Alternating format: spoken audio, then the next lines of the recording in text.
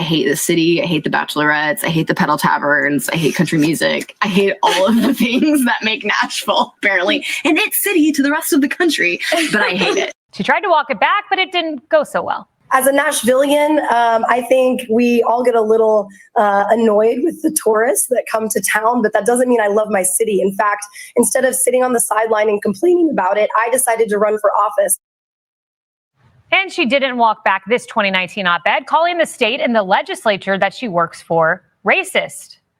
What is up, everyone? You watch our own air Nick Java podcast here on YouTube. Please like, comment, subscribe, ring that notification bell, and you'll be notified of my upcoming video releases. Guys, we are talking today on the podcast here about the recent Nashville, Tennessee race that included Republican Matt Van Epps versus Democrat Aftyn Behn. All right, guys. So Trump won this actual area during the 2024 election, or he won this state by 19 to 20 points. So, and it's making it look like, that Democrats are getting more ground when it comes to this particular heavy red area.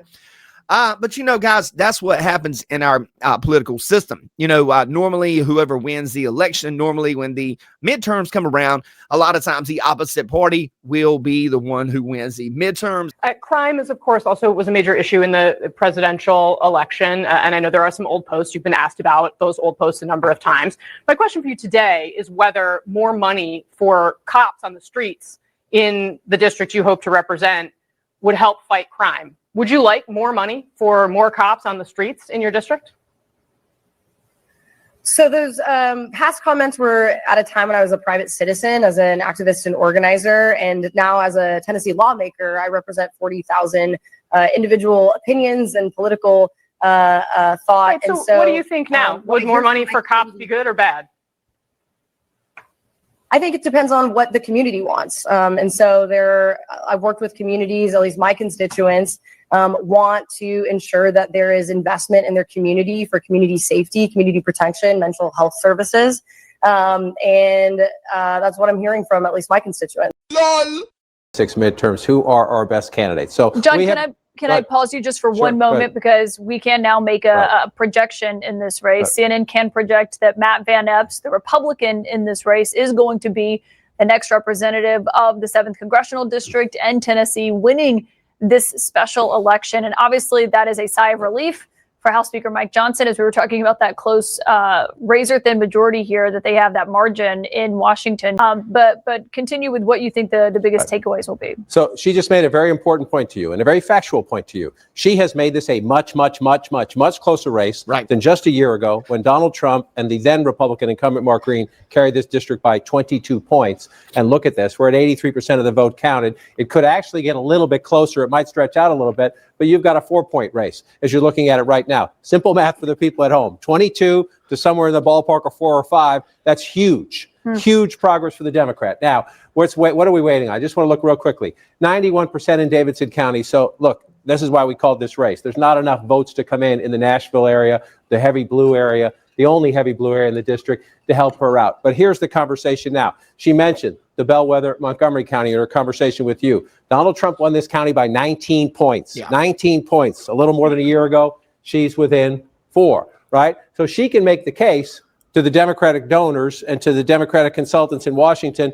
I just ran a close race.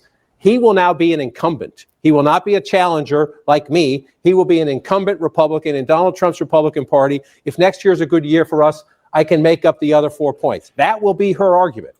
There will be some Democrats who say, she's a progressive. We want to win in these rural areas. Should we run somebody more moderate? That's the big question when it comes to a lot of this stuff. The Democrat Party is going through some heavy issues at the moment. You have now the conservatives are as well. But as far as the Democrat Party, you have a couple of different sides that are inside there infighting at the moment. You have the progressives like AOC and Aftyn Behn here as a challenger. You've got the Zoran Mamdanis. And then you've got the other side of the Democrat Party that's more moderate, like the Chuck Schumers of the world, the more moderate type Democrats that aren't with all the, everybody is a racist. And if you don't agree with us, then you're a Nazi, so let's keep it going. So this is about to be Exhibit A in what will be a fascinating conversation all across the country. So you're leaving the door open to, if you lose this race tonight, to potentially running again? Perhaps, yeah, absolutely. I mean, obviously I have to rest for a few days and circle back with my team, but we've run an amazing race, all things considered. The deck was stacked against us, especially in the deep red South, and we've narrowed the margin. And for me, that is a celebration worth having. We might never hear from her again. I don't know. She just alluded to the fact that she might run again next year, as she did in our interview. But Scott Jennings, when you look at this, a win is a win. That is our phrase of the night. But obviously, when you look at the margins here, if it does go from 22 points a year ago to single digits here, what would your takeaways from that be? Well, first of all, there's lessons to be learned from everything. When you win, there's lessons. When you lose, there's lessons. And so I'm sure they'll look and see who turned out and what messages were effective and which ones weren't. And that'll be something the party can move going forward. It's an off-year special election. The turnout matrix is far different than a presidential, and it'll be different than what comes out in November. So you can take nothing for granted, of course, and Republicans do have historical headwinds. I still think they are in position to make an argument that their economic theories are better than the Democrats' theories. And Democrats, after all, took prices to the moon, and now they want to forget the last 4 years and pretend like this just started. Yeah, this is something that kind of blows my mind when you think about it. We were under Joe Biden, the Democrat Party pushed inflation up to over 9%, which is insane. And it just feels like American voters and the people of America have such a short attention span when it comes to what the Democrat Party is actually doing. Guys, did we really all forget everything that came out during the Twitter files where, underneath Joe Biden, they were hampering people and kicking people off social media that basically disagreed with what the government was doing. You know what that's called? It's called a totalitarian system. And evidently people forget that how high gas prices were under Joe Biden. Evidently people forget Joe Biden and the Kamala Harris presidency basically let in millions and millions and millions and millions of unvetted illegals. 10 months ago, I think most voters know that's patently ridiculous. I do have a slight disagreement with David. I do think we'll hear from her again. I think she'll run again. And I think she and her brand of politics are the median Democrat. This is the basic Democrat you're going to get in most races around the country. This person running on defund the police, radical progressive positions, whether you're in Nashville or Manhattan or Florida or California, wherever you happen to be, this is what the Democratic base wants. The most cuckoo for Cocoa Puffs person they can find. And they're going to look at these results and say, hey, this is how we got so close. So let's replicate it around the country. I think we'll hear from her and her kind for the next year. I don't think it'll be good for Democrats. But can I ask you on that? Because you said that she ran on defund the police. There were her past comments on that, but she said that was basically when she was a private citizen, before she was representing the state legislature. I mean, that wasn't like a core tenet of her campaign. She talked about affordability. Yeah. So I think my question is do you really think that's what every Democrat looks like? I mean, I don't think that was the main, that was something that a criticism of hers, obviously, in past comments. Yeah, I agree. I agree with Scott Jennings. I 100% agree with Scott Jennings on this. That is your average mean Democrat. Not me. I don't mean mean like as far as, you're being mean to someone. I mean like your average. That is your average Democrat on what they're thinking like, especially that age group. They think everybody's a racist if they don't agree with them. They want criminals and to stay out of jail. They want to defund the police. They want, to blame everything on white guys. This is a normal thing for the Democrat Party. This is normal. So what is happening here is they've normalized being a-holes is what I was saying. But that wasn't the, tenet of her campaign or anything. She got asked about it repeatedly and refused to back away from it.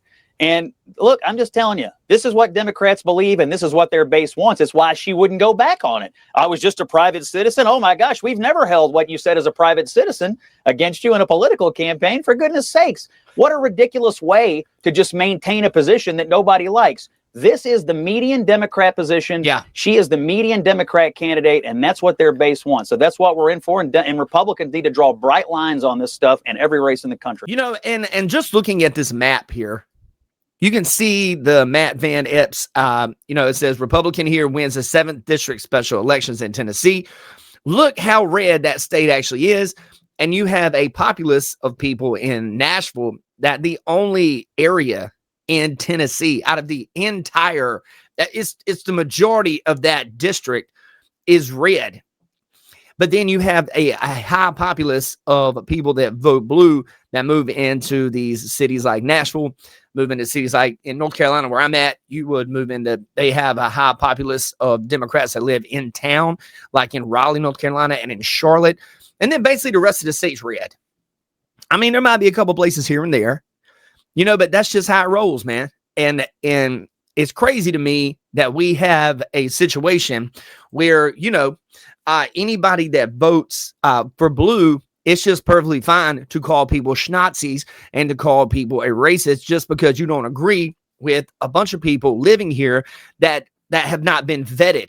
You have a lot of situations that have happened over the past, I don't know, you know, 4 or 5 years where illegals have come in and actually deleted American citizens. And then anytime you speak out against, you know, and I am for immigration, but I'm also in a situation of we don't need to let everybody in here all the time.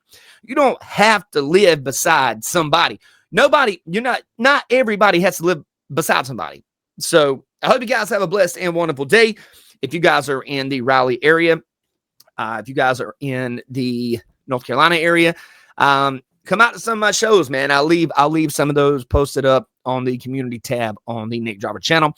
Come out, hang out with me. I DJ, I do all kinds of stuff. I play guitar and sing. I got all of those shows. I got the Nick Driver podcast here. And yeah, man, hope you guys have a blessed and wonderful day. And you guys stay looking good, man. Skeet, skeet. What's up, guys? If you guys have hung around this long, please consider becoming a member of the Nick Driver channel here on YouTube. It's only $1.99 a month. All members have direct access to my email to send me videos that I actually can check out and put out on the members only section. You guys do not have to do that. I appreciate you guys just hanging out with me every day and commenting. But if you feel like it's something you can do, I also have t-shirts for sale underneath these videos. Every dollar helps me keep the lights on here and keep this channel moving forward. Hope you guys have a blessed day.